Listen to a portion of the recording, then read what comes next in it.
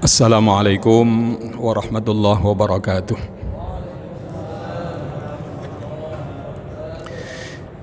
Alhamdulillah, alhamdulillahilladzi ja'ala Ramadan ruknan min arkanil Islam. Wassalatu wassalamu ala asyrafil anam sayyidina wa maulana Muhammadin sallallahu alaihi wasallam. Subhanaka la ilma lana illa ma 'allamtana innaka antal alimul hakim. Rabbi shrah li sadri wa yassir li amri wahlul 'uqdatam min lisani yafqahu qawli, amma ba'd. Malam hari ini nama saya berbeda. Saya diminta untuk membadali, menggantikan. Mudah-mudahan bukan badal ghalat, bukan badal yang salah. Bapak Ibu sekalian, Allah Subhanahu wa taala berfirman di dalam surah At-Tin. A'udzubillahi minasyaitonir rajim. Wat-tini waz-zaitun wa turi sinin wa hadzal baladil amin. Laqad khalaqnal insana fi ahsani taqwim. Saya ingin mengambil tema ayat yang keempat. Sungguh kami telah menjadikan manusia dalam sebaik-baik bentuk. Manusia terdiri dari dua unsur, jasmani dan ruhani. Ya. Material, spiritual. Selalu Allah ciptakan segala sesuatu berpasang-pasangan. Kadang panas, kadang hujan. Ada laki-laki, ada perempuan. Ada kesedihan, ada bahagia. Dan seterusnya. Ada malam, ada siang. Dan lain-lain. Begitu juga fisik kita ini tidak semata-mata fisik, materi, tangan, kaki, kepala dan seterusnya, tapi jauh lebih penting ada ruhani di sana, ada spiritual di sana. Ada ruh. Bapak Ibu sekalian, Allah Subhanahu wa taala bersumpah wat-tin waz-zaitun, demi buah tin dan buah zaitun. Tentu bukan tanpa alasan. Pasti buah tin dan zaitun amat sangat bermanfaat bagi manusia. Walaupun sejarawan mengatakan bukan buah tin dan zaitunnya yang harus kita perhatikan, tetapi di mana habitat tin dan zaitun itu ada di Yerusalem, di Palestina. Ada apa di Yerusalem, Palestina? Tempat lahirnya para nabi dan rasul. Antara lain Nabi Isa dilahirkan di sana. Wa turi sin, Bukit Sinai, tempat Nabi Musa dilahirkan di sana. Wa kallamallahu Musa taklima. Wa hadzal baladil amin, dan inilah negeri yang aman. Para pakar tafsir mengatakan negeri yang aman adalah Mekah Al-Mukarramah. Tidak ada nabi dan rasul yang dilahirkan di Mekah kecuali Nabi kita Muhammad sallallahu alaihi wasallam. Lalu ayat yang ketiga, laqad khalaqnal insana fi ahsani taqwim. Bapak Ibu sekalian, ada yang mengatakan manusia ini evolusi dari kera. Iya. Teori siapa itu? Saya nggak mau. Biarin aja dia. Iya, keturunan kera. Kita adalah keturunan Nabiullah Adam alaihis salam. Sebagai manusia yang pertama. Ya. Wa in qala rabbuka lil malaikah inni ja'ilun fil ardi khalifah. Allah memberikan informasi kepada kita, Allah akan menciptakan makhluk yang bernama manusia, dan manusia yang pertama itu adalah Nabiullah Adam alaihi salatu wassalam. Rupanya bagus kayak gitu dibilang evolusi dari na'udzubillah min dalik. Bapak Ibu sekalian, Allah berfirman dalam ayat yang lain, innallaha yuhibbut tawwabin wa yuhibbul mutatahhirin. Sesungguhnya Allah senang dengan orang-orang yang senantiasa melakukan taubat. Dia merasa banyak punya dosa, dia pernah melakukan dosa, dia merasa bersalah, dia taubat. Allah senang sekali dengan manusia-manusia yang senantiasa bertaubat. Itu unsur ruhani, batiniyah, ruhiyah. Kebersihan itu Allah senang sekali. Mudah-mudahan puasa yang kita lakukan ini dengan keimanan dan berharap pahala dari Allah sekaligus juga akan menggugurkan dosa-dosa kita. Amin Allahumma amin. Wa yuhibbul mutatahhirin.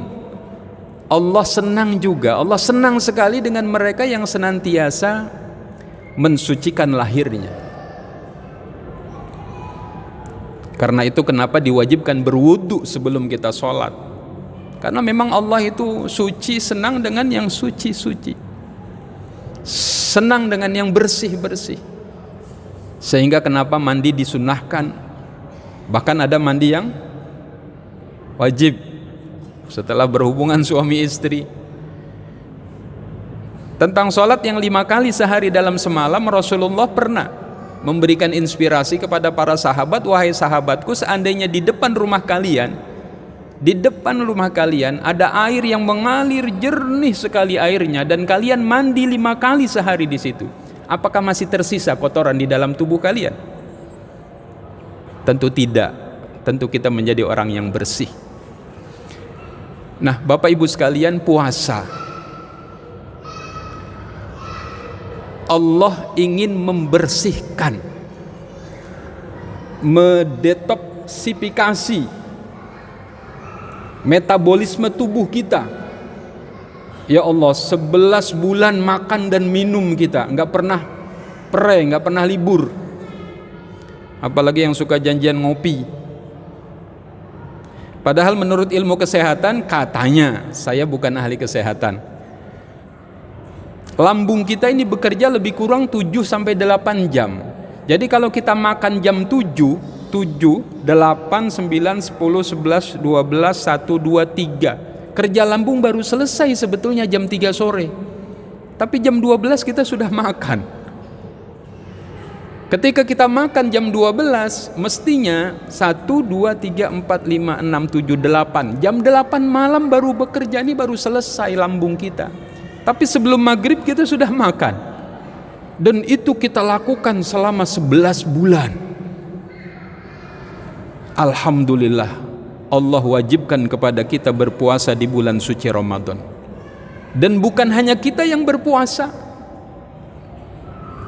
Lihat ketika Rasulullah hijrah dari Mekah ke Madinah, Rasulullah sudah menjumpai dengan para sahabatnya orang-orang Yahudi Madinah berpuasa.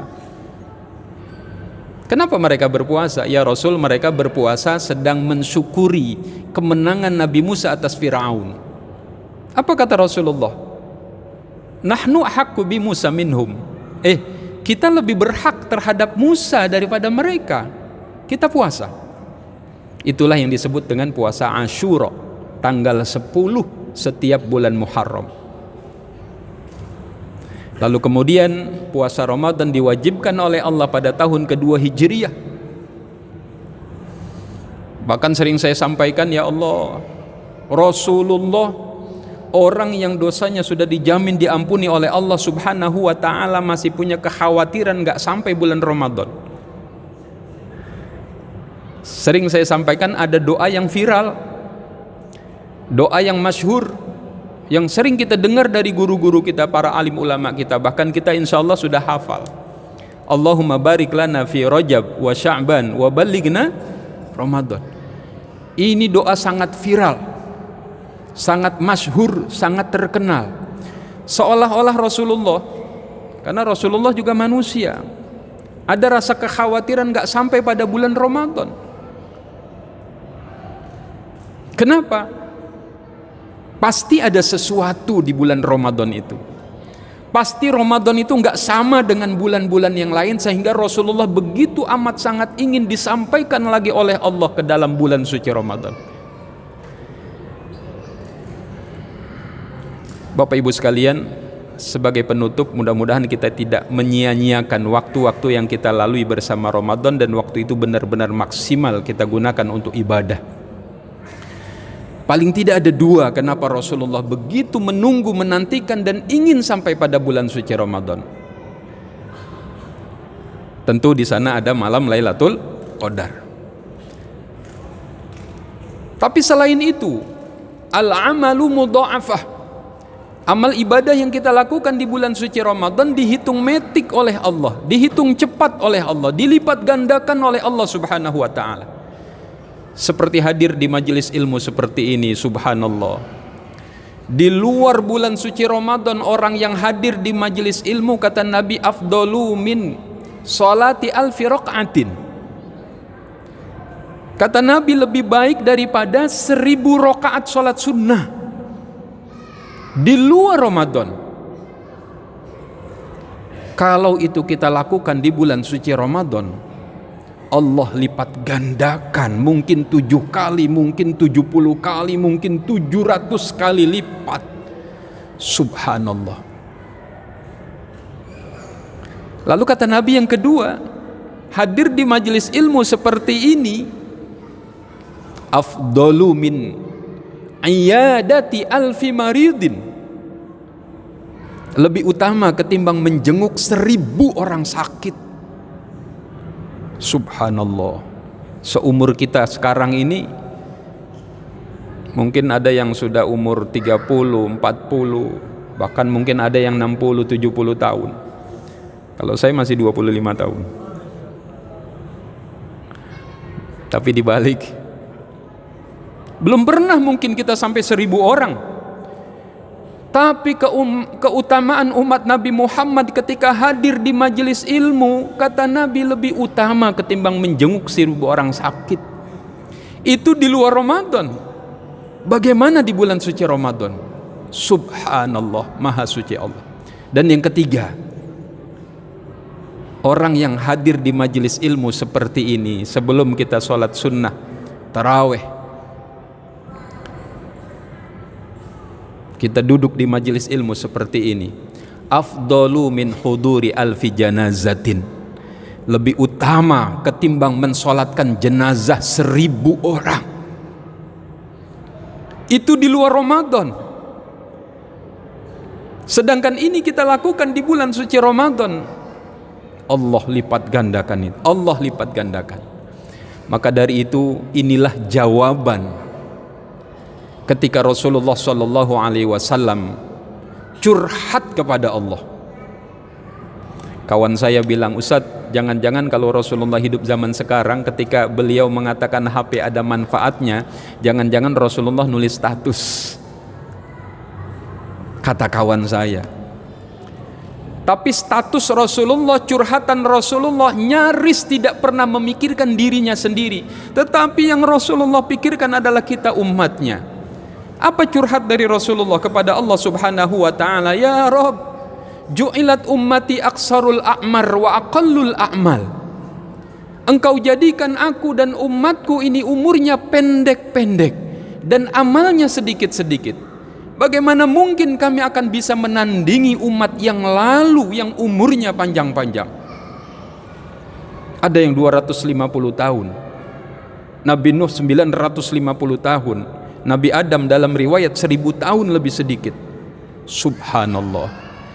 Inilah jawaban yang sering saya katakan, Ramadan ini adalah kado yang istimewa, kado yang spesial, hanya diberikan kepada kekasih Allah Nabi kita Muhammad sallallahu alaihi wasallam dan kita umatnya. Sehebat apapun Nabi Adam sebagai makhluk pertama tidak punya Ramadan. Sehebat apapun Nabi Musa yang mampu dengan tongkatnya membelah lautan tidak punya Ramadan. Sehebat dan secanggih Nabi Isa yang dengan usapan tangannya orang yang buta matanya bisa melihat lagi, bahkan dengan izin Allah mampu menghidupkan kembali orang yang sudah mati. Tapi Nabi Isa tidak punya Ramadan. Hanya Nabi Muhammad sallallahu alaihi wasallam dan kita umatnya yang punya Ramadan. Sebagai penutup, saya ingin menganalogikan satu malam yang disebut dengan Lailatul Qadar, value-nya, nilainya 80 tahun atau 83 tahun. 10 kali saja Allah berikan kado kepada kita Lailatul Qadar. 10 kali 80 sudah 800 tahun. Itu kalau 10 kali Ramadan. Bagaimana yang sudah 20 kali? Bagaimana yang sudah 30 kali Ramadan? 20 kali saja kali 80 sudah 1600 tahun hakikatnya umur umat Nabi Muhammad ini hidup. Hakikatnya 1600 tahun umur umat Nabi Muhammad melakukan ibadah-ibadah. Mudah-mudahan bermanfaat. Allahul muwaffiq ila aqwamit thoriq. Wassalamualaikum warahmatullahi wabarakatuh.